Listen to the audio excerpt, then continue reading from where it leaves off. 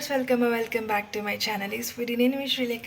So ఈరోజు ఏంటి అంటే నేను చంద్రకాంతల రెసిపీ ట్రై చేస్తున్నాను అండి. సో దీన్ని ఎలా తయారు చేయాలి ఏంటి అంతా కూడా ఈ వీడియోలో క్లియర్గా చూపిస్తున్నాను. వీడియో ఎండ్ వరకు ఫాలో అవ్వండి and also please to like share and subscribe. So ముందుగా నేను ఒక ఫుల్ గ్లాస్ పెసరపప్పుని తీసుకున్నాను. సో నేనైతే కొద్దిగా వెల్త్ తక్కువ తీసుకున్నాను. సో ఈ పెసరపప్పుని మనం అరౌండ్ 1 to 1.5 hours వరకు అయితే నానపెట్టుకొని ఉంచుకోవాలి. నానపెట్టుకున్న తర్వాత పెసరపప్పుని ఇలాగా గ్రైండ్ చేసుకోవాలి. సో నేను పెసరపప్పుని నానపెట్టుకున్న తర్వాత గ్రైండ్ చేస్తాను. సో ఇలా మనకి మెత్తగా గ్రైండ్ చేసుకోవాలి. నేను వీడియోలో చూపిస్తున్నాను కదా అలాగా. ఇప్పుడు దీనికి కావాల్సిన పంచదార అంటే చంద్రకాంత్ అనేది స్వీట్ రెసిపీ కదా. సో దీనికి ఎంత పంచదార కావాలి ఎలా చేసుకోవాలని చూద్దాం. సో సేమ్ గ్లాస్తో నేను పంచదారని అయితే పెనంలోకి వేసుకున్నాను. సో ఎంత పంచదార మెజర్మెంట్ అంటే సేమ్ గ్లాస్తో 1.5 గ్లాస్ పంచదార. సో ఆల్రెడీ 1 గ్లాస్ వేస్తాను, ఇది హాఫ్ గ్లాస్. సో మొత్తం 1.5 గ్లాస్ పంచదార వేసుకుంటాము. సో మీకు కనుక తీపి ఎక్కువ నచ్చుతుంది అనుకుంటే మీరు కొద్దిగా పంచదార ఎక్కువ వేసుకోవచ్చు. సో నార్మల్గా అయితే నేను ఈ లెక్కనే ఫాలో అవుతుంటాను. సో 1 గ్లాస్ పప్పు అయితే సో 1.5 గ్లాస్ పంచదార. సో దీనికి కొద్ది వాటర్ యాడ్ చేసుకోవాలి, పాకం పట్టుకోవాలి కదా. సో వాటర్ ఎంత యాడ్ చేయాలని సో మనము చూసుకొని వాటర్ యాడ్ చేసుకోవాలండి, మరీ ఎక్కువ యాడ్ చేసుకోకూడదు. ఎందుకంటే మనకు అది గ్రైండ్ చేసుకున్న పేస్ట్ కూడా కొద్దిగా మెత్తగానే ఉంటుంది. సో మనకి ఇది కూడా వాటరీలో ఉంది కాబట్టి కొద్దిగా నేను నీళ్ళు అయితే తగ్గించుకున్నాను. ఇప్పుడు చూసారా 1 నిమిషంలో మనకి ఇట్లాగా కరిగిపోయింది. సో ఇప్పుడు ఒకసారి స్టవ్ ఆన్ చేసుకొని పాకం పట్టుకుందాం. సో ఇది మనకి తీగ పాకంలో చేసుకోవాలండి. తీగ పాకం వచ్చినంత వరకు మనం మరగపెట్టుకోవాలి. సో మధ్యలో అలా కలుపుకుంటూ ఉండండి. సో మీరు పక్కనే ఉండి చేస్తున్నాను అంటే హైలో పెట్టుకొని చేసుకోవచ్చు, లేదు అంటే సిమ్లో పెట్టుకొని స్లోగా అది మరుగుతుందంటుంది అనమాట. సో నాకైతే పాకం కరిగిందండి. సో ఇప్పుడు ఒకసారి చెక్ చేసుకుందాము మనకి అది తీగ పాకం అయిందా లేదా అని. ఇప్పుడు ఒకసారి చెక్ చేసుకుందాము. సో మనకి చూసారా అది ఎలాగ తీగలా వస్తుంది కదా. సో చేయి పెట్టుకొని మనం నొక్కితే స్ట్రింగ్లా కనిపిస్తుంది అనమాట. జస్ట్ ఇలాగా మనకి స్ట్రింగ్లో కనిపిస్తుంది కదా. సో ఇలా వచ్చిందంటే మనకి అయిపోయినట్టు పాకము. సో మనకి పాకం అయితే రెడీ అయిపోయింది. సిమ్లోనే పెట్టుకొని ఇప్పుడు గ్రైండ్ చేసుకున్న పేస్ట్ని యాడ్ చేసుకోండి.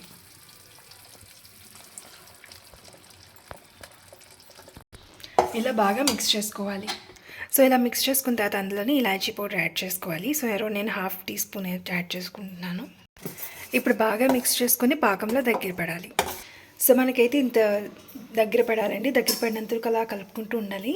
సో నేనైతే పెనం మార్చుకున్నాను, ఎందుకంటే అది అడుగంటేస్తుందని, అంటే పల్చని పెనం అనమాట. అందుకని ప్యాన్లోకి షిఫ్ట్ చేసేసాను. సో ఇది పెనం ఇలా అడుగంటేస్తుందని తీసేసి ఇలాగా నాన్ స్టిక్ ప్యాన్లోకి మార్చుకున్నాను. సో ఇది మనకి అయిందా లేదా ఎలా తెలుస్తుందంటే మన చేతులను కొద్దిగా తడి చేసుకొని ఇలా పైన అద్దితే అంటుకోకూడదు అనమాట. అప్పుడు మనకి అయిపోయిందని అర్థము. ఇప్పుడు నెక్స్ట్ ఏంటో చూద్దాం. ఇప్పుడు ఇలాంటి పెద్ద కంచం కానీ లేదంటే ప్లేట్లు కానీ తీసుకొని దాని మీద గీ కానీ లేదా బటర్ కానీ అప్లై చేసుకోండి. సో మనకైతే ఇలా నేనైతే నెయ్యి ఇలా మొత్తం అంతా అప్లై చేసేసుకున్నాను. ఇప్పుడు దాన్ని దీంట్లోకి ట్రాన్స్ఫర్ చేసుకుందాము. సో మొత్తం మొద్దనంతటిని కూడా ఇలా మనము దీంట్లోకి ట్రాన్స్ఫర్ చేసుకోవాలి. సో మొత్తం అంతా కూడా ఇలా దీంట్లోకి ట్రాన్స్ఫర్ చేసిన తర్వాత మనం ఇలా చేతికి కొద్ది తడి చేసుకొని ఇలా అద్దుకోవాలి. సో మనకి ఇలాగా నీట్గా స్ప్రెడ్ చేసుకోవాలి. సో నేను ఇలాగా నీట్గా అంతా కూడా ఇలాగా అద్దుకున్నాను. నీట్గా మనకి కంచం అంతా వచ్చేసింది చూసారా, కొద్దిగా వెళ్తే తక్కువ అంతే. సో ఎంత పొడవు తీసుకోవాలంటే ఇంత చేతికి ఇంతవరకు వచ్చినంత వరకు మందం తీసుకోవాలన్నమాట. మరీ మందంగా ఉండకూడదు, ఎందుకంటే ఆయిల్లో ఫ్రై చేస్తాం కాబట్టి ఎక్కువ రోజులు ఉండాలనుకుంటే కొద్దిగా పలచగా చేసుకుంటేనే బాగుంటాయి. సో మొత్తం అయితే ఇలా మొత్తం అంతా స్ప్రెడ్ చేసుకున్నాను. ఇప్పుడు దీన్ని మనం కట్ చేసుకోవాలి, డైమండ్స్ కింద కట్ చేసుకోవాలి. సో కత్తికి ఇలాగా ఆయిల్ అప్లై చేసుకొని స్ప్రెడ్ చేసుకున్న తర్వాత మనము డైమండ్ షేప్లో కట్ చేసుకోవాలి.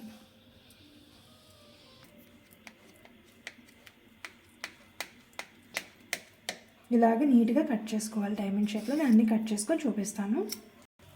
సో నేనైతే పెనంలో ఆయిల్ వేసుకొని డీప్ ఫ్రైకి సరిపడేంత ఆయిల్ వేసుకొని హీట్ చేసుకున్నాను అండి. ఇప్పుడు నేను ఇలాగ చేసుకున్న చంద్రకాంతుల్ని వేయించుకోవాలి. సో ఇలా చేసేసుకున్నాను ఆల్రెడీ. సో నీట్గా కట్ చేసుకుని ఇలా వస్తాయి. సో వీటిని ఎడ్జెస్ అంతా కూడా మీరు నీట్గా ఇలాగా నూనె చేతికి రాసుకొని ఇలా ఎడ్జెస్ అంతా సాఫ్ట్ చేసుకుంటే మనకి నీట్గా వస్తాయి అన్నమాట. సో ఇప్పుడు వీటిని వేయించుకుందాము. సో ఇలా ఒక్కొక్కటిగా వేసుకొని వేయించుకోవాలి. ఒకటి గుర్తుపెట్టుకోండి, ఇవి మనకి అంటే అడుగు వేసినప్పుడు మాడిపోతూ ఉంటుంటే, సో అలా మాడకుండా నీట్గా వేయించుకుంటూ ఉండాలి. సో ఇలా వేయించేసుకోవాలండి. నేను అడుగున టిష్యూ పేపర్ వేసుకొని ఇలాగా వేయించుకున్నవన్నీ వేసేసాను. సో ఇలాగనమాట. సో ఒక్కొక్కటిగా అంటే నాకు వాయికి ఎన్ని అయితే సరిపోతాయో నూనెకి అనేది చూసుకొని వేసుకున్నాను. సో నేను తీసుకున్న పెనానికైతే 4 to 5 అయితే ఒకేసారి వేసుకొని వేయించుకోవచ్చు. ఎందుకంటే తిప్పుకుంటూ ఉండాలి కాబట్టి కొద్దిగా చూసుకొని వేసుకోవాలి. సో వేయించుకునేటప్పుడు కూడా మనకి అది చీదకుండా అండ్ ఆల్సో మరీ మాడకుండా చూసుకుంటూ వేయించుకోవాలండి. సో మనకి ఇలా వస్తాయి అన్నమాట. వేగిన తర్వాత ఎంతో బాగుంటాయి, క్రిస్పీగా ఉంటాయి అండ్ ఆల్సో ఎక్కువ రోజులు కూడా మనకు నిల్వ ఉంటాయి. సో మీరు నీట్గా వేయించుకోవాలి. మీరు కూడా మీ ఇంట్లో ఈ రెసిపీని ట్రై చేసి మీకు ఎలా వచ్చిందని అయితే తప్పకుండా కామెంట్ సెక్షన్లో చెప్పండి. And also please like, share and subscribe. Thanks for watching. The next video. Bye bye.